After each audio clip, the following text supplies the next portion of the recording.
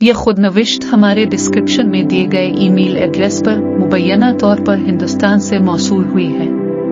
लिखारी ने अपने मजीद मुंदरजात पोशीदा रखने की इस्तदा की है, इसलिए हम बिला तवक्कुफ आगे बढ़ते हैं।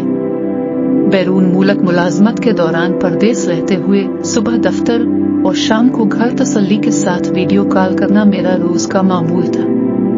बेगम से बात के दौरान घर से लेकर मोहल्ला, फिर शहर और मुल्क, हत्ता कि दुनिया भर की खबरों में गर्दिश करता शायद ही कोई मौजू रह जाता हो जो हम दोनों मियाँ बीवी डिस्कस न करते हो। इसी तरह बातों बातों में मेरी बेगम गुज़िश्ता चंद अयाम से अपने मोबाइल फोन की सुस्त रवि और बादैर रूनुमा होते फंक्शन के बारे में बता रही थी, जिसे मैं फोन की नाकाफी स्टोरेज की तशखीस और वायरस के मुमकिना हमले से मंसूब करता रहा।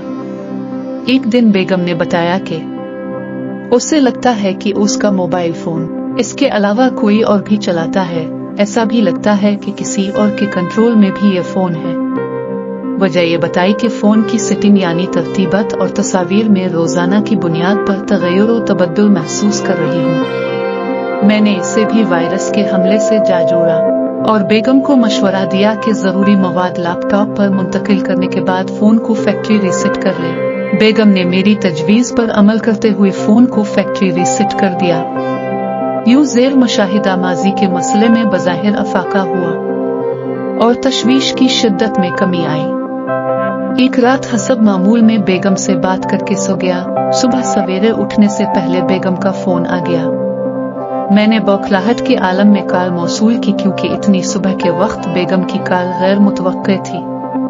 मजीद ये कि सुबह के औकात में मुझे दफ्तर जाने की जल्दी होती है, इसलिए सिर्फ सुबह बखैर के पैगामात पर ही हम दोनों मियाँ बीवी इक्तिफा करते हैं। पूछने पर बेगम ने बताया कि एक मसला हो गया है।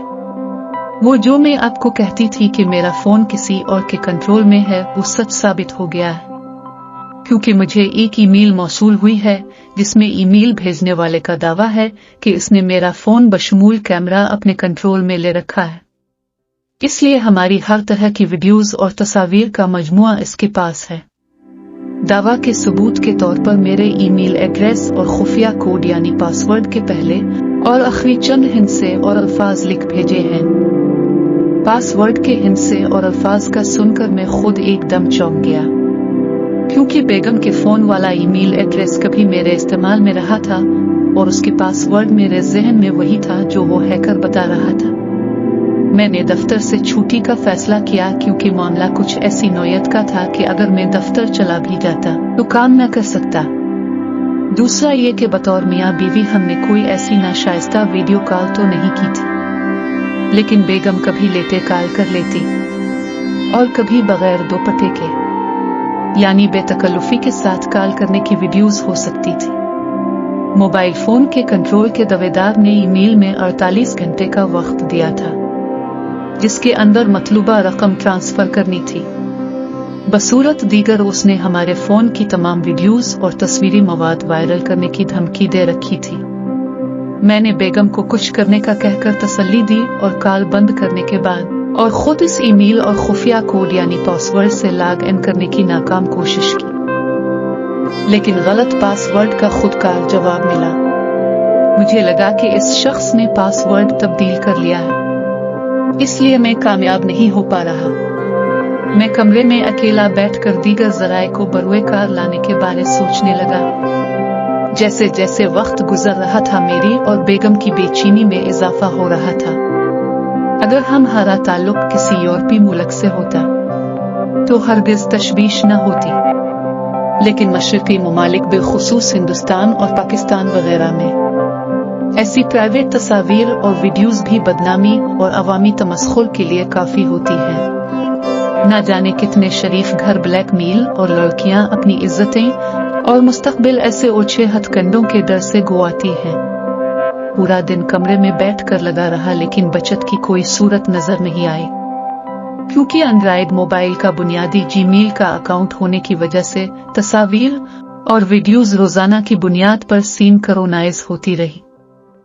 मैं खबर मिलने से लेकर अब तक न जाने कितनी बार लॉग इन की नाकाम कोशिश कर चुका था, और यही हल निकाला कि ब्लैकमेलर के साथ गुफ्त और शनीद करके मतलूबा रकम में कमी की दहाई डालूंगा। फिर सोचूं कि इस बात का क्या सबूत है कि वो पैसे लेने के बाद भी अपनी हरकतों से बाज आ जाएगा। मैं खबर मिलने से लेकर अब तक न जाने कितनी बार लॉग इन की नाकाम कोशिश कर चुका था। इसी तरह की कोशिश के दौरान ईमेल एड्रेस लिखा और गैर शऊरी तौर पर पासवर्ड डाला। मेरी खुशी की उस वक्त कोई इंतहा ना रही जब मुजिजाना तौर पर लॉग इन हो गया।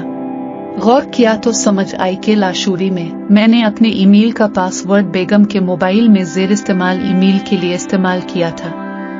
चूंकि मैं अपने इस्तेमाल में रखने वाले ईमेल का पासवर्ड तब्दील कर चुका था, लेकिन मेरे जहन में हरगिज न था कि पासवर्ड तब्दीली का ये अमल मैं बेगम के ज़ेर तसल्लुत ईमेल पर भी कर चुका हूँ। मैंने अपने ज़ाती ज़ेर इस्तेमाल ईमेल का पासवर्ड लाशूरी तौर पर बेगम के फोन वाले ईमेल के लिए इस्तेमाल किया था, इसलिए उस शख्स का बताया जाने वाला पासवर्ड मेरा तब्दील करने से पहले यानी कि पुराना पासवर्ड था। लेकिन सवाल ये पैदा होता है कि उस शख्स ने वो वाला पुराना पासवर्ड कहां से उठाया था। तो मुझे याद आया कि बैरून मुल्क मुलाजमत ढूंढने के दौरान मैं हर तरह की वेबसाइट्स पर साइन अप करता रहा था और आसान याददाश्त के लिए पासवर्ड वही लिखता था जो मेरे जीमेल का पासवर्ड था। अब हर जॉब सर्च वेबसाइट अपने मकसद की नियत में मुखलिस तो नहीं होती, लिहाजा मेरा पासवर्ड वहां से चोरी हुआ ये कि जानबूझकर डेटा बेचा गया। बहरहाल मैंने बेगम को फोन करके सारी कार्रवाई बताई और उस ब्लैकमेलर की बेजान धमकियों से आगाह किया ताकि उसकी परेशानी भी खत्म हो। मतलब ये कि उस हैकर की पहुंच हमारे फोन तक हरगिज नहीं थी और वो हमारे साथ महज बालफ कर रहा था। मेरी कहानी लिखने का मकसद सिर्फ ये बताना था कि जब कभी आप किसी वेबसाइट पर साइन अप हों तो कभी भी अपने ईमेल वाला पासवर्ड ना लिखें और वक्तन फ़ौक्तन अपने ईमेल का पासवर्ड बदलते रहे ताकि हमारे जैसी परेशानी से बच सके। मजीद ये कि गैर ज़रूरी मोबाइल फ़ोटोज़ और वीडियोज़ का बैकअप अपने मोबाइल के ईमेल अकाउंट पर महफूज ना करें ताकि अगर ईमेल हैक भी हो जाए तो महदूद परेशानी हो।